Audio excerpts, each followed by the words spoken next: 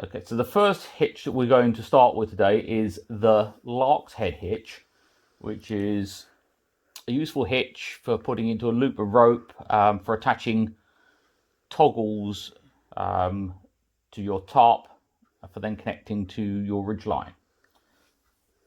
So for a lark's head, we bend the rope over, and then if you turn the loop away from you, keeping the two parts of the line in the middle,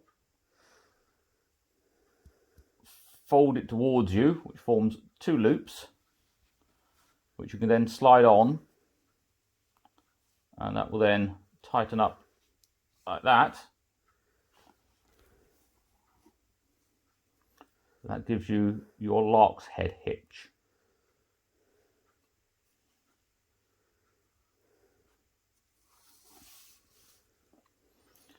The next hitch is a clove hitch. There's two ways of tying the clove hitch. The first is to take one turn and then a second turn. The second turn passes behind the first, which creates two loops together. You can then slide that onto the pole. That forms your clove hitch. The two ends of the rope are in the center of the knot. This is a useful knot for starting off something like your lashings. The thing to be aware with a clove hitch is if there's lots of movement, the knot gradually works its way loose. The second way to tie a clove hitch, which is also worth learning because you may need to tie this onto a loop where you can't slide it on from the end, is you put the rope over using the working end. The working end comes to the left of the standing part. It crosses over, and then the working end then comes back through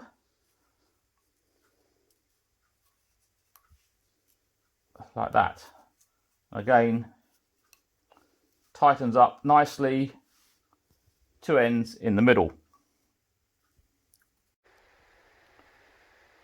Next hitch we're going to do is the around turn and 2 half hitches. This is a more secure hitch which is less likely to work its way open with continual movement. So you take your working end, you go round, so that's make one complete turn all the way around, and then we're going to make 2 half hitches. So you cross the working end over the standing part, and then that comes through the loop. That's your first half hitch. It then crosses over and comes back through, so you've actually tying a clove hitch on the standing part of the rope. Now that will pull up nice and tight and doesn't work loose.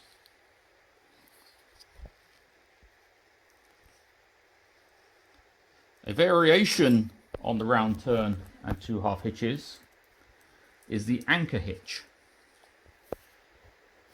Now to tie that, we start off with the turn around the object, but when we make the first hitch, instead of going around the standing part, we also pass through that loop, and then you put the second hitch in.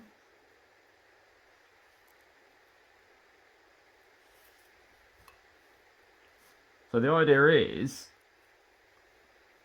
that the compression of the knot on that loop will lock this hitch really tight. It will lock it sometimes so tight that the only way to remove it is to use a knife to remove it and cut through the rope. But that's a good secure knot that locks up really tight. And the final set of hitches we use, or going to do today, is the timber hitch and killick hitch. Now, a timber hitch is another knot you can use for starting off your lashings. So what we'll do is you take a turn around a piece of wood. You then take the working end and you double it over to form a bite over the standing. And then we go through the loop